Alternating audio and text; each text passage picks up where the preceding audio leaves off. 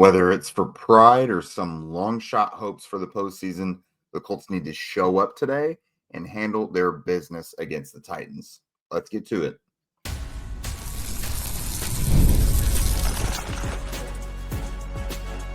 You are Locked On Colts, your daily Indianapolis Colts podcast. Part of the Locked On Podcast Network, your team every day. All right. Good morning, everydayers. Thanks for tuning in and making us your first listen of the day. This is your daily podcast covering your Indianapolis Colts, part of the Locked On Podcast Network, your team every day. And today's show is brought to you by FanDuel. You can start the season with a big return on FanDuel. New customers can place a $5 bet, and you'll get started with $250 in bonus bets if you win your first $5 bet. Visit FanDuel.com today to get started. What is up, everybody? Welcome to the show. Doing things a little differently today. This would normally be our Friday pregame show. We're bringing it to you game day morning. Just me, of course, Jake Arthur of horseshoehuddle.com. Your boots on the ground there at the Colts facility throughout the week. I, of course, will be there at Lucas Oil Stadium later for you guys to bring you all the updates and what's going on from there. And obviously, Zach and I will come to you right after the game with our post-game show. But today, we're just kind of taking one final look at this matchup. It's changed a little bit throughout the week. The Titans have made a quarterback change. But ultimately, I'll let you know what I think is going to happen in this one. We'll look at what the Colts defense might be facing with the Titans offense featuring new quarterback Mason Rudolph. But first, we're going to kick it off. And, what do we expect with this Colts offense? Now, as we all know, week to week, you don't know what to expect. The Colts very rarely play complementary football. You don't know if it's going to be a good offensive day, a good defensive day. It's almost never both in the same day. You never know quarter to quarter what's going to go on. But, you are your body of work and what the stats say. And, there's going to be injuries that dictate in this one. So let's just go ahead and without further ado, we'll hop into it. So injury-wise with the Colts offense, wide receiver Alec Pierce is out with a concussion, was able to get a limited session in on Friday. So hopefully things will be looking up for him next week. But he suffered that concussion late in the game last week and was not able to come back in, was barely able to practice. So the Colts will not have their top deep threat in this one. You've got to think A.D. Mitchell's probably in the next one that steps in. He has been, the fourth receiver this year. Obviously much maligned. Last week, the kind of the latest thorn for him didn't even really have anything to do with being a receiver and being a deep threat. It was because Shane Steichen entrusted him with a trick play that went obviously very, very poorly as the Denver Broncos returned it for a pick six / fumble recovery, however you want to call it. But yeah, A.D. Mitchell looks like he'll get another opportunity to make something happen, hopefully just as a receiver this week. Questionable for the Colts kicker Matt Gay with a neck. He was able to get into practice on Friday. Now, I think they only kick 1 day a week. So he was listed as a DNP 2 days this week. So that just may be the nature of being a kicker. But Matt Gay is questionable. He's been really, really, really good this week or this year after the rough ending to last year and this kind of the rough start to the summer. Excuse me. Tight end Mo Alley Cox, questionable with a hip injury, and then Ashton Doolin is questionable with an ankle. Doolin has missed some time lately with that ankle. Finally was able to practice a little bit this week. So we'll see how that goes there. Center Ryan Kelly is back from injured reserve finally. He had a knee injury that had knocked him out for, I think it was 5 games. He was able to come back to practice last week, but was not quite ready to go. Is ready to go now. His injury designation for the week has been lifted as well. So he'll regain the starting role there at center. Interesting choices by the Colts, lately. Tanner Bortolini had been the backup for Ryan Kelly throughout the season. He suffered a concussion, which opened up a door for Danny Pinter. Even after Bortolini was back and ready, the Colts still went with Danny Pinter, and it did not go well, especially last week against a really tough Denver defensive front. Again, this week, the Colts elevated right guard Mark Glowinski for this game. So you could probably expect to see him at right guard again. It's odd that they seem to be committing to him being the right guard, but haven't called him up to the active roster permanently yet. They just keep making him a game day designation. And then as far as Colts offense / Titans defense injuries go, Titans linebacker Kenneth Murray is questionable with a hamstring injury, but he has not practiced this week. That's a big deal. Murray's a really good player. He's the type of linebacker that flies all over the field. So injuries will definitely be interesting in this one from both sides. So for the Colts offense, they're facing a Titans defense that on paper, it's hard to know what to make of them. They rank second in yards, 297.4 per game, but 29th in scoring at 27.1 points per game. So their offense obviously does not do a good job of keeping the ball away from the other team. And, the Titans may not give up a lot of yards, but the points, they come by the end of the game. They are, against the pass, they are tied for third in yards per attempt at 6.6, but they don't really get after the passer. They're tied for 26th in sacks with just 28. This is interesting for Anthony Richardson because he obviously, even if they were really good at getting after the quarterback, he doesn't get sacked very often at all. Anthony Richardson, obviously one of the best quarterbacks in the league at avoiding sacks, so that's not really an issue in this one. But his yards per attempt has definitely been dwindling. Since he returned from the benching, the big plays in the passing offense have not been as prevalent as they were earlier in the season. Now, of course, they lived and died on the big play through the passing game earlier in the season. But this is perhaps going to be a tough one for the Colts. The Titans obviously have really good safety play. So yeah, they do not give up a lot of big plays through the air. On the ground, it's also pretty productive as well. They're tied for fifth in yards per carry allowed, just 4.1. This is a big one for Anthony Richardson and Jonathan Taylor to need to do things on the ground. Jonathan Taylor has strung together a couple solid games on the ground the past couple weeks, but obviously had that all-time gaffe where he dropped the ball before crossing the goal line last week.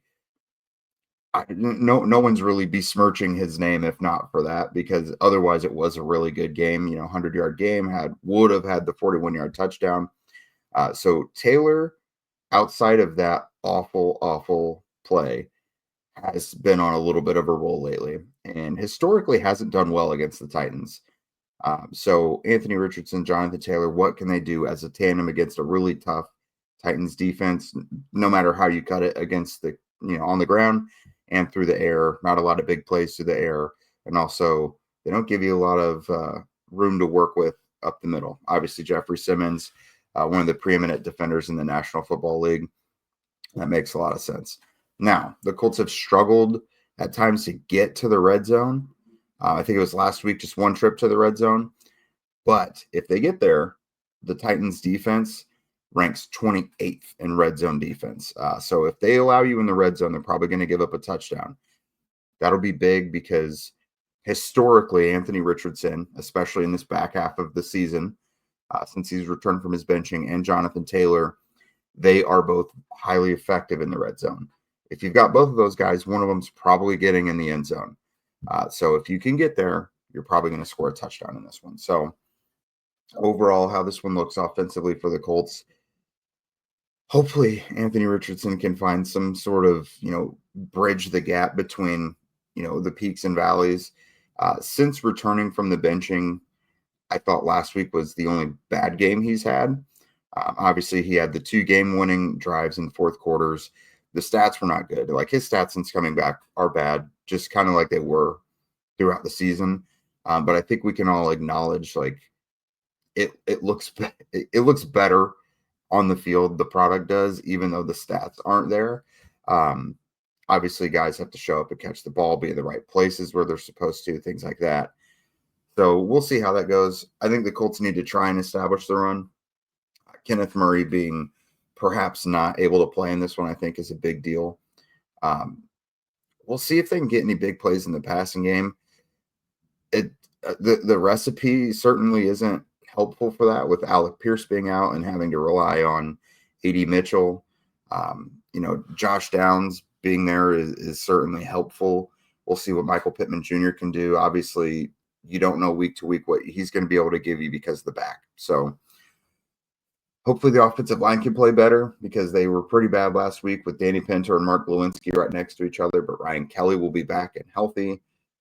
Mark Glowinski, hopefully a little bit of a comeback opportunity for him. It's probably not going to be great against the pass, but hopefully he can at least provide some push in the run game so that Jonathan Taylor can get going. So again, this is not a terrific matchup for the Colts, but this Titans team, it seems like a team that, it's late in the season. They're well under 500. They're not even close, 3 wins. Maybe they're packing it in a little bit. We'll see. The Colts, even though it's not a great matchup, if this offense doesn't perform well, kind of inexcusable. They have got to do something sometime, and they need to save a lot of jobs with the last few games, and this is one of them. I mean, the Titans are 3-11 for a reason. So how can this offense perform? Anthony Richardson, this is a big opportunity for him. Again, this is a division game. This is not dressed up well for the Colts to have much success through the air. So this needs to be Anthony Richardson and Jonathan Taylor taking over, creating yards on their own with their legs, and just, setting the tone for the entire game. So coming up, what about the Colts defense? They actually did pretty well last week. So can they carry it into another week? That's been hard to do at times, but we'll find out a little bit more coming up next. Today's episode is sponsored by Prize Picks. If you love watching the game, you're going to love Prize Picks. It's the easiest and most exciting way to play daily fantasy. Whether it's football, basketball, or any of your favorite sports, Prize Picks makes your holidays bigger and brighter. You can now win up to 1,000 times your money on Prize Picks. That's a lot. Plus, this holiday season, they're giving away $30+ million in rewards during Picksmas and offering 2 free picks in December. Plus, when your picks hit, Prize Picks makes it easy to cash out. You could get your money in as fast as 15 minutes. This week, I'm looking at Jared Goff for more than 230 passing yards, Saquon Barkley for a touchdown or so. It's quick, simple, and so much fun to challenge myself and my friends. Download the Prize Picks app today and use code LOCKEDONNFL to get $50 instantly after you play your first $5 lineup. That's right, $50 instantly when you play just $5. Prize Picks, run your game. All right, so the Colts have their own, notable things going on injury-wise defensively. EJ Speed, he was out this week from practice. He's got a knee injury. He's had that knee injury off and on throughout the season. He is out for this one. Juju Brents, who returned to the practice field this week from the knee injury that he suffered back in week 1. He was able to get some practice time in, but he's not quite ready to return yet. He's been left on IR for now and has been deemed out for this matchup. That'll be interesting if he can come back for the last 2 games. You got the Giants, you got the Jaguars, so maybe make a little something out of his season. Give a little room for optimism heading into the offseason. But still, unfortunately for him, that's a guy who has not been 100% at any point in his career with the Colts. If he could show some good things these last couple weeks, that's terrific. But they do need to account for the fact that he is hurt quite a bit. They still need to make some moves at cornerback. But nonetheless, I don't think many of us thought he might be able to come back this season just because, again, the litany of injuries throughout his career, it's like, do you take the chance? But he's apparently getting closer. They did activate Jalen Carlisle, rookie linebacker from IR. He had the fibula and the shoulder injury. To make room for him on the roster, they waived safety Darren Hall. This one's a big one because we've kind of talked a lot in the last 2-3 weeks about the fact that the 3 linebackers that the Colts have been having to play, Zaire Franklin, EJ Speed, and Grant Stewart, they are all run stoppers who have kind of struggled with missed tackles. They're all primary run stoppers who struggle in coverage. So you got 3 linebackers with the same strengths and weaknesses, which is not great. Now, to Zaire Franklin's credit, he has been better in pass coverage in recent weeks, especially from the mental aspect. He's not just necessarily showing up in the right place at the right times. He's got the couple interceptions, but mentally he's putting himself in the right places. He is diagnosing and recognizing things the offense are doing and getting to the right spot to make the play. Last week was a good one where he just jumped the route over the middle of the field and got the interception. So Franklin's getting better there, but it's still not enough to hang your hat on it. Meanwhile, Jalen Carlisle has been the Colts' top-rated linebacker in coverage throughout the year. Now, obviously, he was on IR, so he missed a huge chunk of the year. So not a great sample size, but I think this is a really good. I don't know how long EJ Speed's going to be out, maybe just this week, but you're looking at Zaire Franklin, who you know is going to be a starting linebacker for you next year. There's a lot monetarily tied in him, but you kind of get a couple weeks to see if Jalen Carlisle can step up and, give you confidence that maybe he can be Zaire Franklin's running mate next year, because EJ Speed is a free agent this offseason. So this is really good timing for Carlisle to get back. He provides them an area they need help in coverage over the middle of the field. And, this is an opportunity for him to show, hey, I could be your starting will linebacker next year, next to Zaire Franklin at Mike. So big opportunity ahead for him. I mentioned, offensively, the Colts called up Mark Glowinski for this game from the practice squad. They also called up cornerback Trey Flowers from the practice squad for this one. As far as Titans injuries go, running back Tony Pollard, who had one of the easier, it looked difficult, because he had some skill involved in it, but the Colts made it look like one of the easiest touchdown runs you're ever going to see back in that week 6 Colts win. Pollard was questionable with an ankle injury. He missed a lot of practice time this week, but reports say he is expected to play. So Tyjae Spears had a big game last week. He's done some really big things in Tony Pollard's absence, but it does look like Tennessee is going to have Pollard and Tyjae Spears available in the backfield for them. This is a big one. Kicker Nick Folk, he has been he's questionable with an abdomen injury. He's truly a game-time decision for them. He's been automatic this season. I think he's only missed 1 or 2 kicks, made all of his extra points. The Titans did call up Braden Narvison from the practice squad just in case Folk can't go. So this does seem like a true game-time decision. They won't know until about game time whether Folk will be able to kick or not. So they could be without their really, really good kicker, which could play a role. Obviously, the Colts do not run away with games. This very well could, if they win or lose, could be a one-score game. So Tennessee not having their kicker or having him hobbled could be a big deal. So looking at this Titans offense, they're making the switch from Will Levis, who's been benched, moving on to Mason Rudolph. Rudolph is 1-2 as a starter this year. Levis missed some time earlier this year with the shoulder injury. Rudolph is 1-2 this year, 63% completions, 7 total touchdowns, 6 total turnovers. As a passer, 6.6 yards per attempt, which is fine, 81.5 rating. Rudolph is giving you fine backup quarterback play. Like, he hasn't been awful. He has not been great. Like, he's moving the ball a little bit, taking what the defense gives you. He's been fine. He's kind of giving you a little more middle ground to the wild peaks and valleys that Will Levis gives you. So not a total slouch or pushover by any means. The Colts defense can't take him lightly, but they do need to get after him. They do need to take advantage of any errant throws or poor decisions that he makes, which last week they did a great job. They picked off Bo Nix 3 times. It was a huge defensive performance by the Colts. They basically held Denver's offense to the lowest output that they had all season. Now, as we know with this Colts team, like I mentioned at the top of the show, offense, defense, whatever, you never know quarter to quarter what they're going to give you, let alone if they can build momentum on any side of football in consecutive games. So the Colts defense has a much better matchup in this one than the Colts offense does. The Titans offense is 27th overall, just 301 yards per game.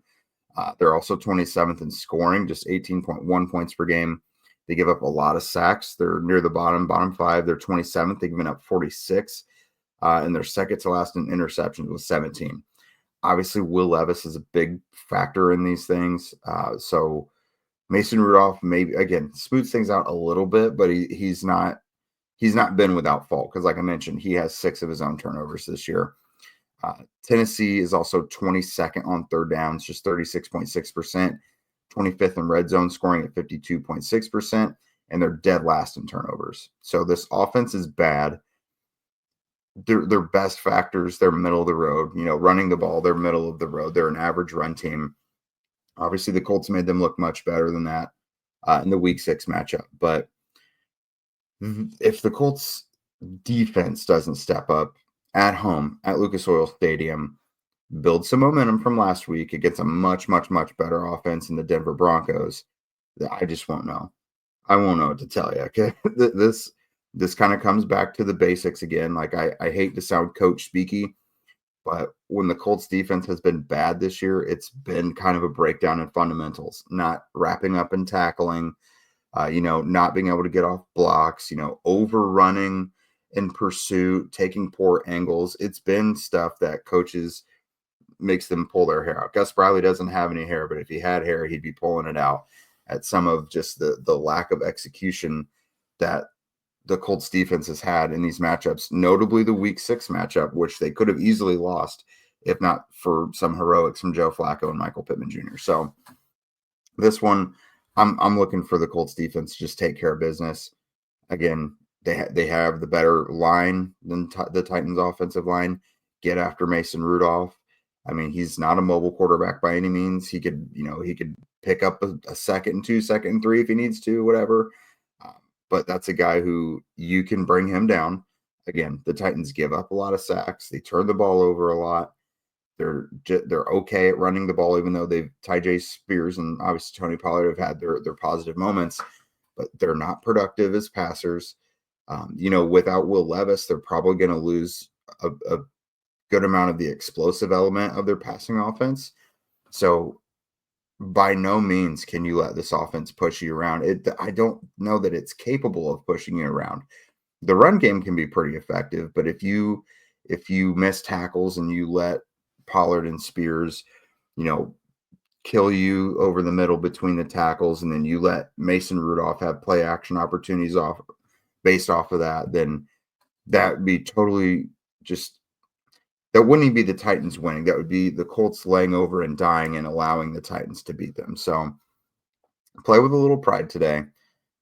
Win in these clear advantages that you have, because they don't always do it. I hate to sound like Debbie Downer, but I think we're all a little jaded after the Broncos debacle. But yeah, you've got the clear advantages in this one. Take advantage of them and just show some pride and give the fans that are going to be there today in Lucas Oil Stadium a reason to cheer, because great for them that they're coming out and watching. They don't have to do that. It's cold outside. They're not watching super winning football.